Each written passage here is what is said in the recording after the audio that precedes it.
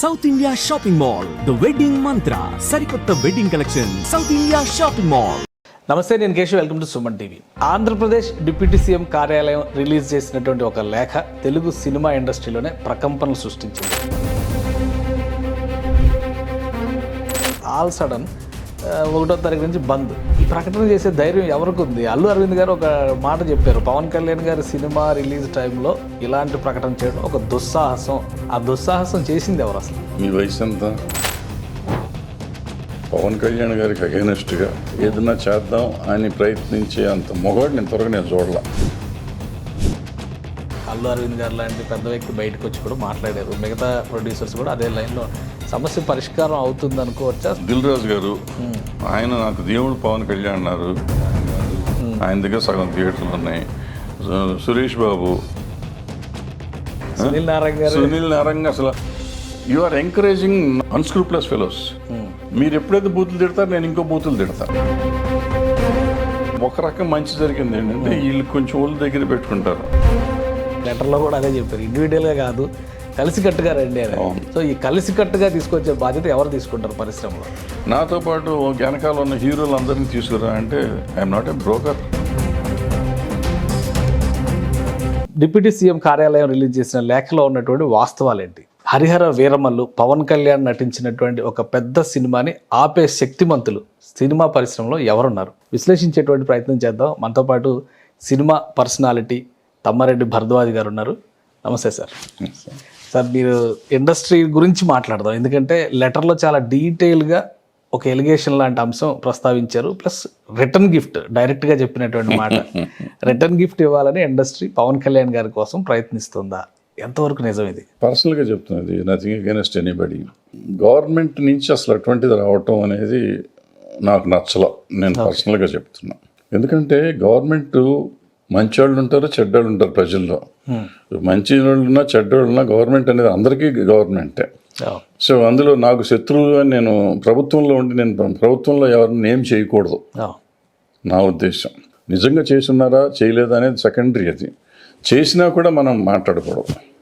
దేశద్రోహ నేరం వేరు, కానీ ఇది పర్సనల్. ఇప్పుడు హరిహర వీరమల్లు లేకపోతే పవన్ కళ్యాణ్ గారి మీద అగెనెస్ట్ అంటే పర్సనల్, వాళ్ళకి వీళ్ళకి రైవలరీ కింద వస్తే ఆ రైవలరీని తీసుకుని నువ్వు ప్రభుత్వం నుంచి స్టేట్మెంట్ ఇవ్వడం అనేది కరెక్ట్ కాదు. ఆయన ఫ్యాన్గా మీరు నేను మాట్లాడవచ్చు, లేకపోతే బయట వాళ్ళు ఎవరన్నా మాట్లాడవచ్చు. ఆ స్టేట్మెంట్ ఇస్తే బాగుండేది. మరి ఇది ఆయన నోటీస్కి వెళ్ళి జరిగిందా వెళ్లకుండా జరిగిందా నాకు తెలీదు.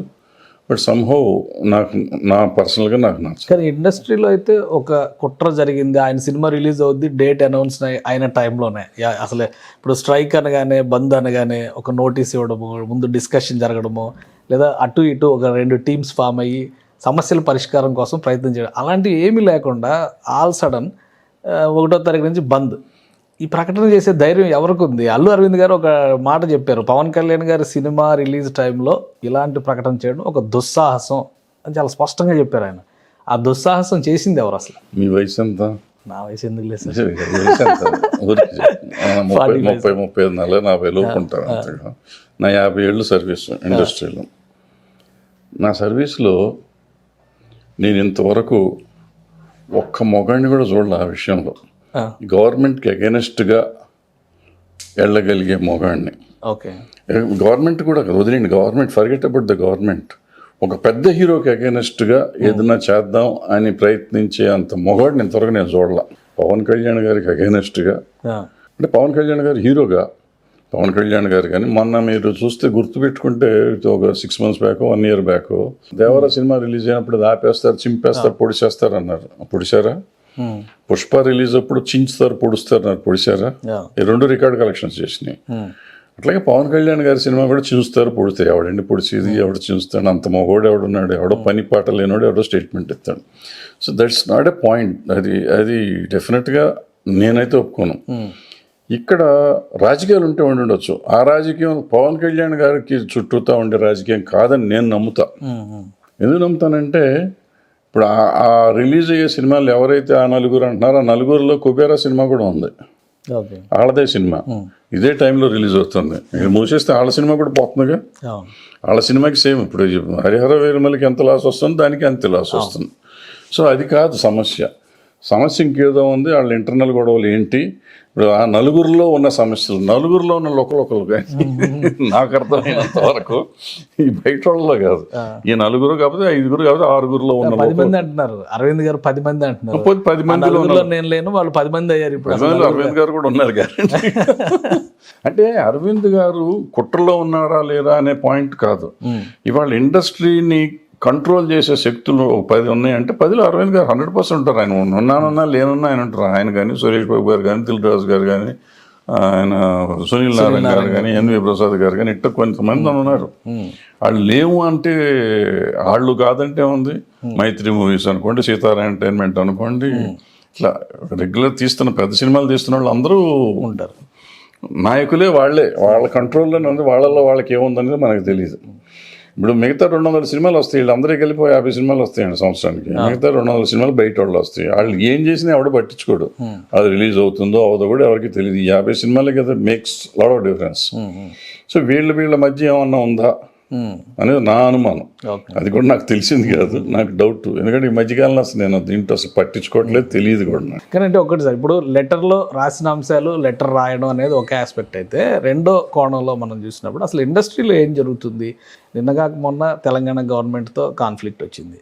ఇప్పుడు డైరెక్ట్గా ఏపీ గవర్నమెంట్లో డిప్యూటీ సీఎం అంటే మోస్ట్ పవర్ఫుల్ పొజిషన్, ఇప్పుడున్న ఆయన ఉన్నటువంటి పొజిషన్. అక్కడి నుంచి కూడా ఒక డిస్ప్యూట్ అరైజ్ అయింది, ఆల్మోస్ట్ ఒక ప్రకంపన ఇది. సో ఎందుకు government versus Tollywood, governments versus, ఒక గవర్నమెంట్ కూడా కాదు, ఈ పరిస్థితులు ఎందుకు వస్తున్నాయి? ఇండస్ట్రీలో మీలాంటి పెద్దలు ఉన్నారు, చాలా కాలంగా అన్ని రకాల వింగ్స్ని కూడా కోఆర్డినేట్ చేసినటువంటి వ్యక్తులు.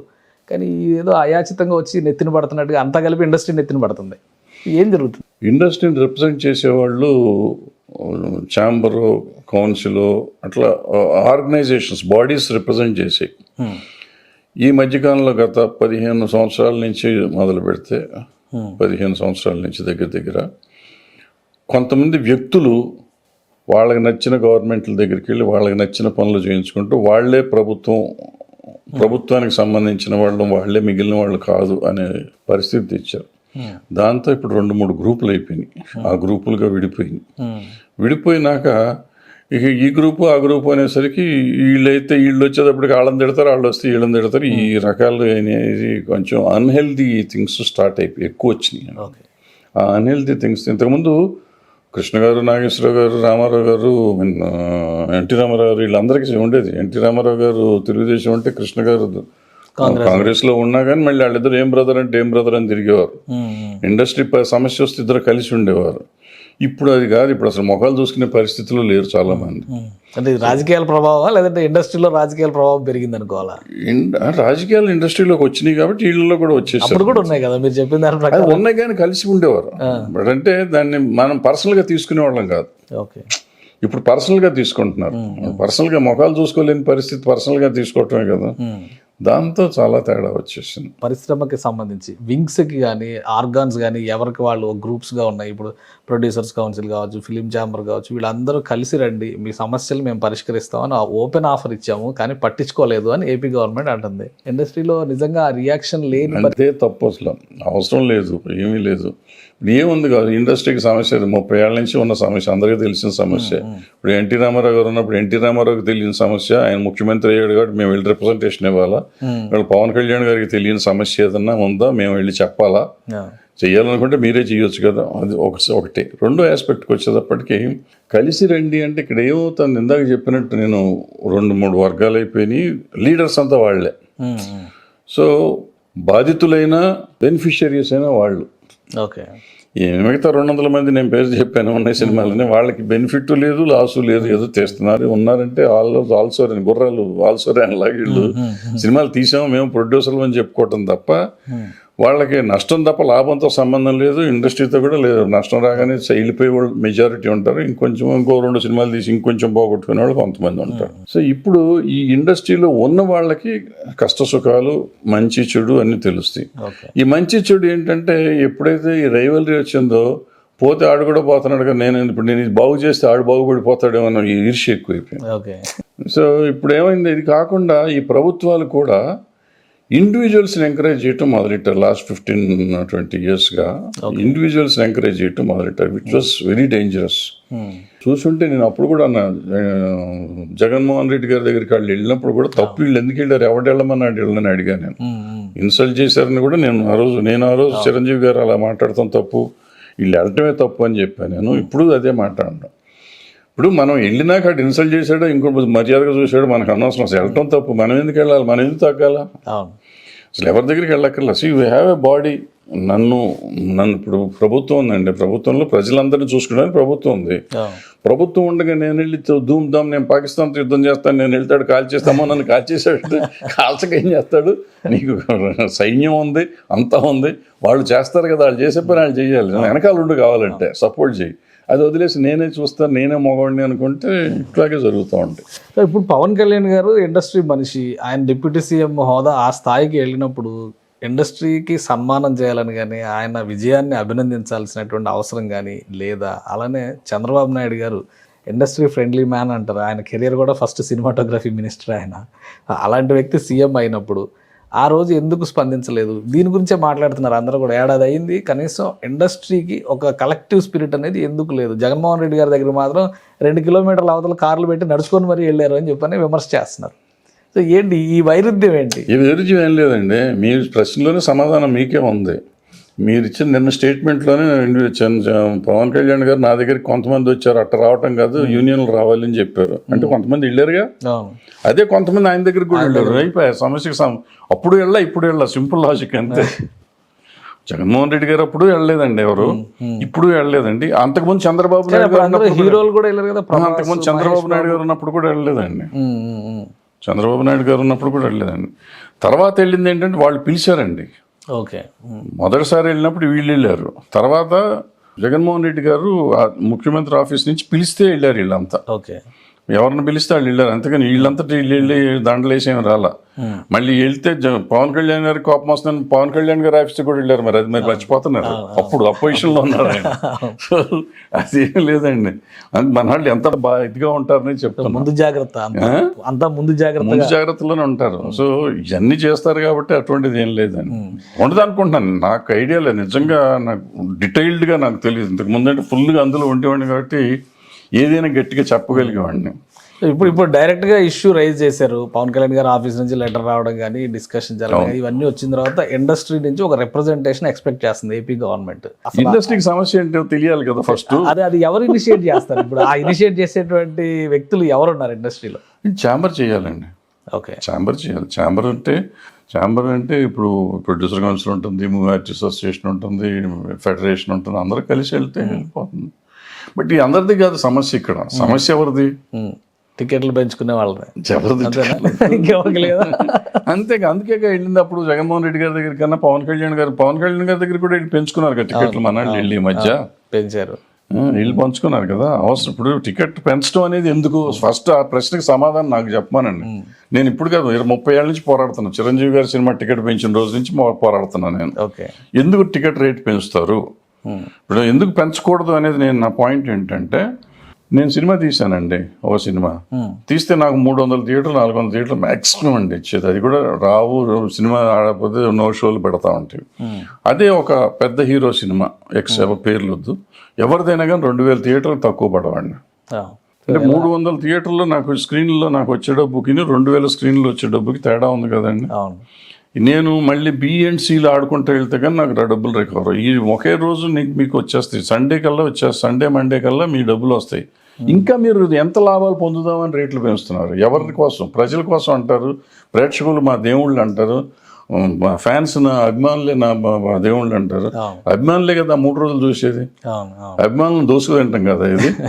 ఆ టికెట్లు పెంచడాన్ని గురించి ఇప్పుడు పవన్ కళ్యాణ్ గారు ఇప్పుడు నుంచి ఇండస్ట్రీకి మంచి చేయాలనుకుంటే టికెట్ పెంచడాన్ని ఆపమానండి. నేను పర్సనల్గా చెప్తున్నా. ఓకే, టికెట్ ఏ సినిమాకి పెంచకూడదు. కానీ పైరసీ వచ్చేసింది, ఓటీటీలు, డిజిటల్ ప్లాట్ఫామ్లు ఇవన్నీ వచ్చినాయి కాబట్టి సినిమా వస్తే టికెట్ రేట్ పెంచుతారా? 1 వీక్ లోనే కలెక్షన్స్ రిటర్న్స్ రావాలి, వస్తున్నాయిగా టికెట్. సార్ మీరు ఇదే పవన్ కళ్యాణ్ గారి సినిమాలు తీసుకుందాం, గత ప్రభుత్వం ఉన్నప్పుడు టికెట్లు పెంచకుండా కూడా ఆయన డబ్బులు ఆయనకు వచ్చినాయా? నాగార్జున గారి సినిమాలు టికెట్లు పెంచకుండా ఆయన సినిమాకి ఆయన డబ్బులు వచ్చినాయా? పోయే సినిమాకి టికెట్లు పెంచినా రావుగా. ఓకే, పోయిన ప్రభుత్వంలో టికెట్ పెంచిన సినిమాలు కొన్ని పోయినాయి, పెద్ద సినిమాలు రాలేదు డబ్బులు. సో గవర్నమెంట్ ఇప్పుడు దీనిపైన ఒక పాలసీ తీసుకోవాలంటారు.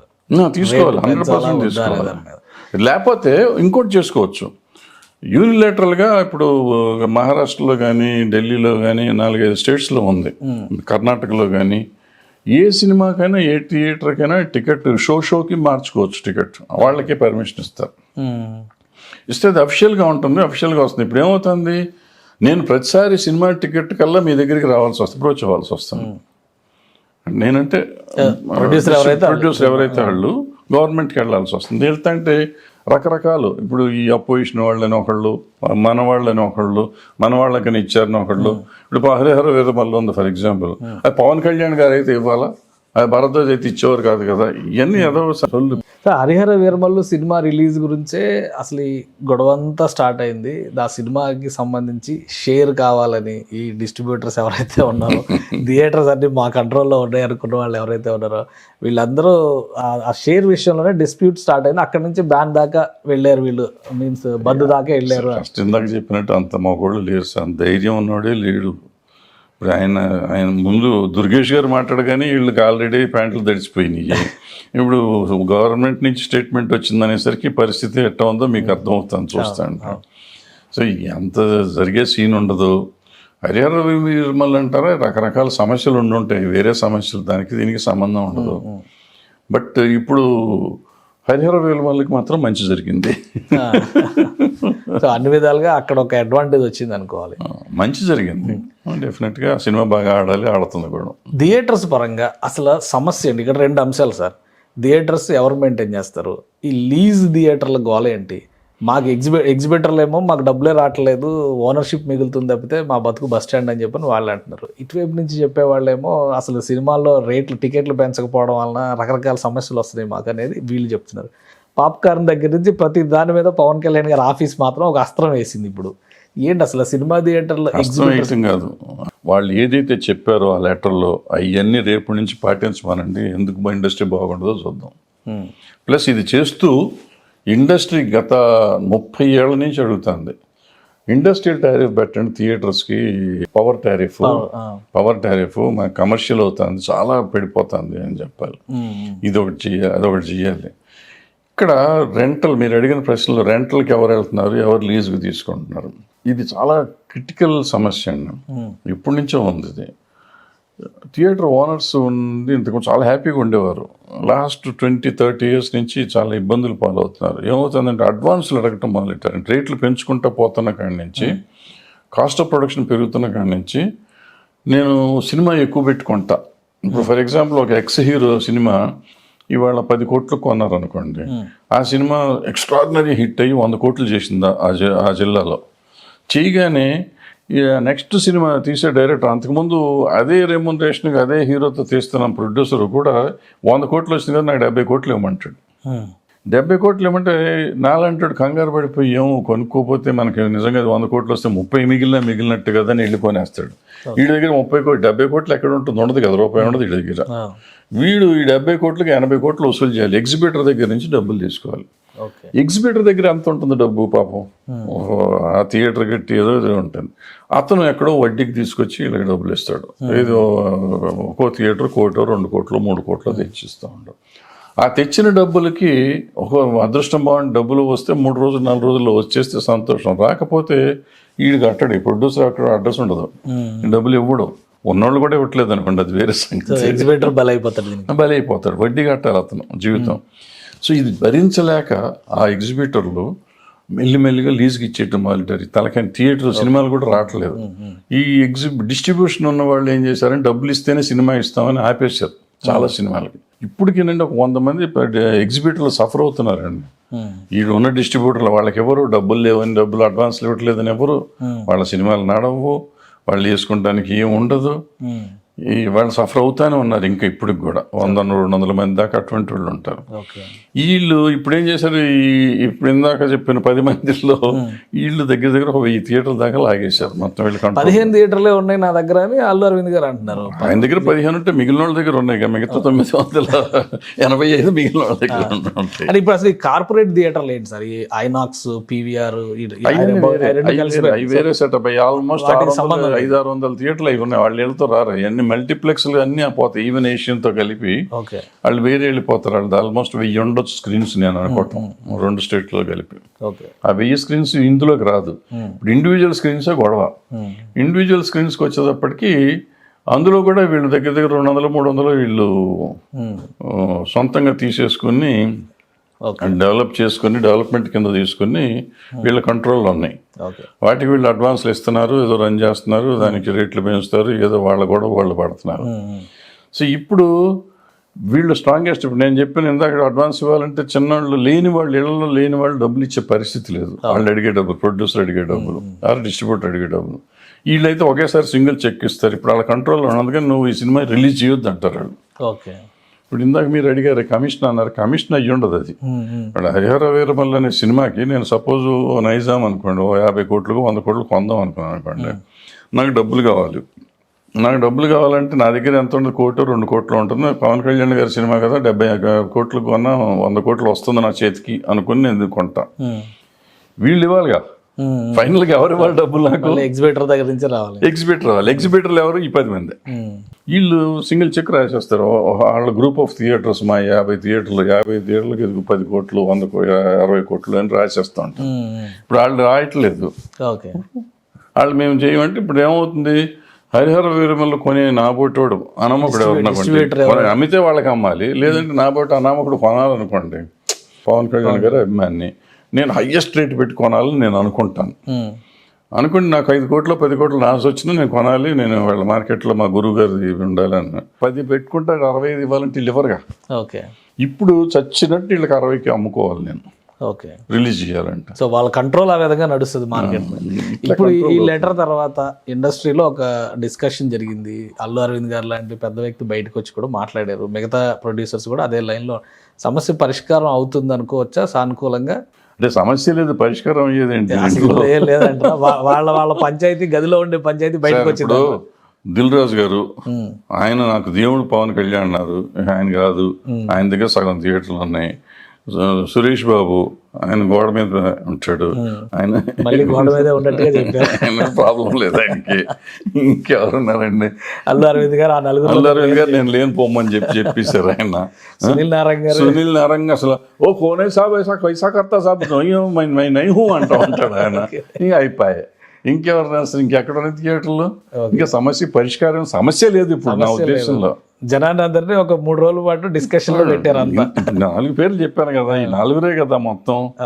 మైత్రి మూవీస్ వాళ్ళు ఆల్మోస్ట్ వీళ్ళతో కాదు, వాళ్ళు ఇటు సైడే. ఈవెన్ నాగవంశీ, సితారా నాగవంశీ మా మీటింగ్లోనే చెప్పాడంట, నాకున్న థియేటర్ రిలీజ్ చేస్తానయ్యా, మిమ్మల్ని ఎవరు స్ట్రైక్ చేస్తే ఏంటి, చేయకపోతే ఏంటి అని చెప్పేశాడు ఆయన.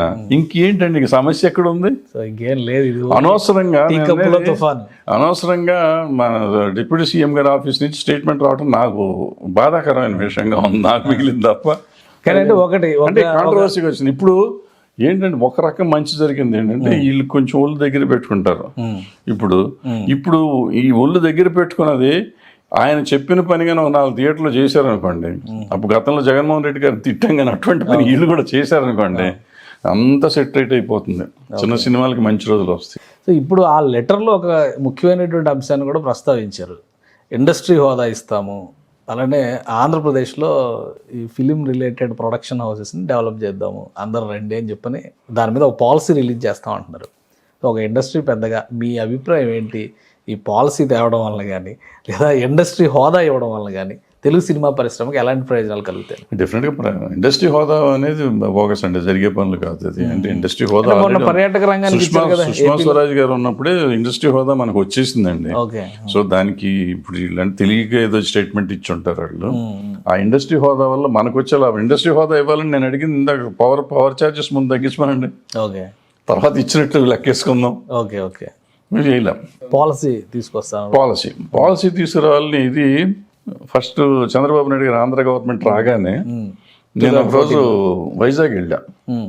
వైజాగ్ వెళ్తే ఎవరు మీ బట్టి వాళ్ళు అడిగారు, ఎప్పుడు వస్తుంది సార్ హైదరాబాద్, వైజాగ్ ఎప్పుడు షిఫ్ట్ అవుతున్నా సార్, ఎప్పుడు వస్తుంది అంటే అవ్వదు అన్నా నేను. ఎందుకు అన్నారు, గవర్నమెంట్ దానికి ఒక పాలసీ తయారు చేయాలి, గవర్నమెంట్ పిలవాలి, నలుగురు పెద్దవాళ్ళని పిలవటం, తెలిసిన వాళ్ళని పిలవటం, పిలిచి కూర్చోబెట్టి దానికి ఒక పాలసీ తయారు చేస్తే వస్తుంది తప్ప, లేదంటే ఆర్గానిక్గా ఒక 10-15 ఏళ్ళకి అదే తయారవుతుంది. నువ్వేం చేసినా చెప్పు. ఎందుకంటే వైజాగ్లో వైజాగ్ను ఈస్ట్ గోదావరిలో 30% ఫిల్మ్స్ ఎప్పుడు జరుగుతూనే ఉంటాయండి. ఈవెన్ అదర్ లాంగ్వేజెస్ కూడా వస్తూ ఉంటాయండి. సో ఇవాళ కొత్తగా అక్కడికి వచ్చి నువ్వు చేసేది ఏం లేదు. బట్ మనం ఈ పాలసీ ఇప్పుడు హైదరాబాద్లో మనం చేసినట్టు పాలసీ పెడితే మెల్లిగా అక్కడ ఇప్పుడు హైదరాబాద్లో ఇప్పుడు దిల్ రాజు అన్నారు, ఆయన ఎవరో తెలియదు కదా 30 ఏళ్ళ కింద. ఇప్పుడు ఈ పాలసీ మీద వచ్చిన ప్రొడ్యూస్డ్ ఆయన ఇవాళ. సో అట్లా వచ్చేవాళ్ళు చాలా మంది వస్తారు. సో అక్కడ కూడా తయారు చేస్తే మొత్తం వస్తుంది అని చెప్పాను. ఇది పెడితే నన్ను అప్పట్లో తెలుగుదేశం వాళ్ళు తిట్టారండి, అమ్మాలి బూతులు తిట్టారు నన్ను. ఈవెన్ వాళ్ళ ఏమంటారు దాన్ని, అఫిషియల్ స్పోక్స్ పర్సన్ మైకుల్లో మాట్లాడారు, బూతులు మామూలుగా మాట్లాడారు, నువ్వెవడరా ఇంకా డాష్ డాష్ డాష్. సో ఇది పరిస్థితులు, ఈ గవర్నమెంట్ల పరిస్థితులు. సో నేనేమంటున్నానంటే యు ఆర్ ఎంకరేజింగ్ వీళ్ళు అన్స్క్రూప్లస్ ఫెలోస్. మీరు పాజిటివ్గా మాట్లాడే వాళ్ళని పెట్టుకోండి, పాజిటివ్గా తప్పు అనుకోండి. నేను భరద్వాజ్ తప్పు మాట్లాడాను, భరద్వాజ్ నువ్వు మాట్లాడిన తప్పు, ఇది ఇలా కాదు ఇలా అని చెప్పమానండి. మనం తప్పైతే సర్దుకుంటాం. మీరు ఎప్పుడైతే బూతులు తిడతారో నేను ఇంకో బూతులు తిడతాను. అన్నెసరిగా అవసరమైన పోయి టాపిక్ డైవర్ట్ అవుతుంది. బూతులు ఈ దరిద్రపు జనానికేమో ఇవాళ బూతులు చాలా హ్యాపీగా ఉంటున్నాయి, వెంటనే చెవులకి సొంపుగా ఉండి అది ఏదో యూట్యూబ్లోను వాటిల్లోను ట్విట్టర్లోను వ్యూవర్షిప్ ఎక్కువ వచ్చేసరికి నేను మొగండి అనుకుంటున్నారు. అది బూతులు మనకి సమాజానికి పనికిరాదనే ఆలోచన ఎవరికి రావట్లేదు. సో ఇప్పుడు ఓపెన్గా మినిస్ట్రీనే చెప్పింది కాబట్టి, ఒక విధంగా మినిస్టర్స్ డిప్యూటీ చీఫ్ మినిస్టర్స్ కార్యాలయమే చెప్పింది కాబట్టి పాలసీ, పైగా పవన్ కళ్యాణ్ గారు మీ మనిషి, కందులు దుర్గేష్ గారు కూడా మీ మనిషి, ఇండస్ట్రీలో ఉన్న వ్యక్తి ఆయన కూడా. సో ఇవన్నీ కలిసి వచ్చేటువంటి అంశాలు అయినప్పుడు ఇండస్ట్రీ పరంగా ఈ పాలసీ మేకింగ్లో కానీ రాబోయే రోజుల్లో ఇండస్ట్రీ హోదా ఇస్తాం అనేటువంటి అంశంలో కానీ ఇన్వాల్వ్ అవ్వడానికి, ఒక రిప్రజెంటేషన్ తయారు చేయడానికి ఇండస్ట్రీలో ఉన్న అనుకూల అంశాలు ఏంటి? అనుకూల అంశాలు ఏం లేదండి. వాళ్ళిద్దరూ కూర్చుని ఎవరో నలుగురు వాళ్ళు ఇష్టం వచ్చిన నలుగురిని పిలిచి, కొంచెం ఎక్స్పీరియన్స్ ఉన్నాడు, ఎందుకు తెలిసిన వాళ్ళు వాళ్ళకి తెలుసు, ఇండస్ట్రీలో ఇంత 30 ఏళ్ళ నుంచి ఉన్నాడు పవన్ కళ్యాణ్ గారు, ఆయన దుర్గేష్ కూడా చాలా కాలం నుంచి తెలిసినాడు, ఇంత కాంటాక్ట్ ఉన్నాడు. నలుగురిని పిలిచి కూర్చోబెట్టి మీరు చేయండి ఆ పాలసీ అంటుంది. ఇప్పుడు చేస్తేనే కదండి మా నాన్నగారు వాళ్ళ టైప్లో చేసినప్పుడు నాగేశ్వరరావు రామారావు చేస్తేనే కదండి వాళ్ళ ఇండస్ట్రీ ఇక్కడ సెటిల్ అయింది హైదరాబాద్లో. ఇది కూడా అక్కడ కూడా చేస్తే ఉంటుంది. ఉన్న సీనియర్స్లో ఎవరన్నా పిలవండి, మీ ఇష్టం వచ్చిన వాళ్ళని పిలుచుకోండి, పిలిచి చేయండి. మీకు తెలుసు, పవన్ కళ్యాణ్ గారు himself knows what is what. ఇప్పుడు నేను వెళ్ళి నన్ను పెట్టారు అనుకుందాం కొంచెం, నేను 10 చెప్పాను, ఏమైనా చెప్పాను నీకు బుద్ధి లేదా, వయసు వచ్చింది, ఇది కాదు ఇదే అని చెప్పొచ్చు, అంత శక్తి ఉంది ఆయనకి కదా. సో అట్లా ఎవరినో ఒకళ్ళు పెట్టుకుని చేసుకోండి, సెట్అవుట్ చేయండి, ఎందుకు రాదో చూద్దాం. ఇప్పుడు ఫిలిం ఛాంబర్లో కూడా ఏమన్నా డిస్కషన్స్ జరుగుతున్నాయి ఈ మీటింగ్స్ వీటన్నిటి నేపథ్యంలో? ఒక రిప్రజెంటేషన్, ఒక టీమ్, ఆల్రెడీ చిరంజీవి గారు కూడా అక్కడ అసోసియేట్ అయినటువంటి వ్యక్తి, అక్కడ రిలేషన్స్ ఉన్నాయి, ఎవరికి వాళ్ళకి ఇండివిజువల్గా రిలేషన్స్ ఉన్నాయి. పవన్ కళ్యాణ్ గారి లెటర్లో కూడా అదే చెప్పారు, ఇండివిజువల్గా కాదు కలిసికట్టుగా రండి అని. సో ఈ కలిసికట్టుగా తీసుకొచ్చే బాధ్యత ఎవరు తీసుకుంటారు పరిశ్రమలో? కలిసికట్టు అనేది ఇంకా లేదండి, కలిసి లేదు కట్టు లేదు, ఛాంబర్ ఒకటే రిప్రజెంటేషన్ అండి. ఛాంబర్ అంటే ఛాంబరు. నాకు మేజర్ సమస్య అంటే ఈ గవర్నమెంట్లు అన్నిటితోనూ ఏ గవర్నమెంట్తో సంబంధం లేదండి. గవర్నమెంట్లు అంతా, నేను ఛాంబర్ ప్రెసిడెంట్ సపోజ్ నేను మీరు అనుకుందాం కొంచెంసేపు, మన ఇద్దరు ఫేస్లో అనామకమైన ఫేస్లు అయ్యి ఉండొచ్చు, but we are representing chamber and chamber represents the whole film industry. మన ఇద్దరు ముఖాలు పనికిరావు కాబట్టి నాతో పాటు వెనకాల ఉన్న హీరోలు అందరినీ తీసుకురా అంటే I'm not a broker, I hold a very respectable position as president of the chamber. Okay. So నువ్వు ఎవరినో తీసుకురా అంటే ఎవరిని తీసుకురావాలి? I'm representing the whole industry. అయిపోయా. సో ఇది ఎవరు పిల్లి మేడలో గంట కడతాం ఏం లేదండి. ఇప్పుడు ప్రెసిడెంట్ సెక్రటరీ వస్తారండి, ఇంకా కావాలంటే నలుగురు పెద్దవాళ్ళు ఎవరన్నా పట్టుకొస్తారండి సీనియర్స్ని, అది పెద్ద ఇష్యూ కాదు. మీరు ఎప్పుడైతే నేమ్ ఎవరు వస్తారో తీసుకురండి అనేసరికి వీడికి డౌట్ వచ్చేస్తుంది. డౌట్ వచ్చి ఏముంటుంది, పలానా వాళ్ళని తీసుకెళ్తే పవన్ కళ్యాణ్ గారికి కోపం వస్తుందేమో, పలానా వాళ్ళని తీసుకెళ్తే వస్తుందేమో. ఇక్కడ question of seniority and experience అండి, not the question of Pawan Kalyan గారు ఇష్టాలు కాదు. కానీ అంటే గతంలో దాసనారాయణరావు గారు ఇట్లాంటి వాళ్ళు ఉన్నప్పుడు ఇండస్ట్రీ నుంచి ఇలాంటి రిప్రజెంటేషన్ చేయాలంటే పార్టీలు ఏమున్నా అధికారంలో ఎవరున్నా కానీ చేసేవారు, ఒక పాజిటివ్ స్పిరిట్ తో వెళ్ళారు. మరి ఇప్పుడు ఎందుకు అదే బిగినింగ్ లో చెప్పాను మనకి ఎక్కువ వచ్చేసి. అంటే అది ఇండస్ట్రీలో సమస్య లేదంటే పరిశ్రమలో రాజకీయాలతో ఇండస్ట్రీకి సమస్య లేదు, రాజకీయంతో సమస్య అండి. ఇండస్ట్రీకి సమస్య అండి, ఏముంటుంది వీళ్ళకి సమస్య, రాజకీయ సమస్యలు. సో పరిశ్రమలో ఉన్నటువంటి సమస్యలు, ప్రభుత్వం ఇచ్చేటువంటి అవకాశాలు, వీటన్నిటిని బ్యాలెన్స్ చేయాలంటే ఒక సమగ్రమైన పాలసీ, ముఖ్యంగా ఆంధ్రప్రదేశ్ విభజన తర్వాత వచ్చినటువంటి సమస్యలకి ఇదే పరిష్కారం అంటారా? 100% చేసుకోవాలి.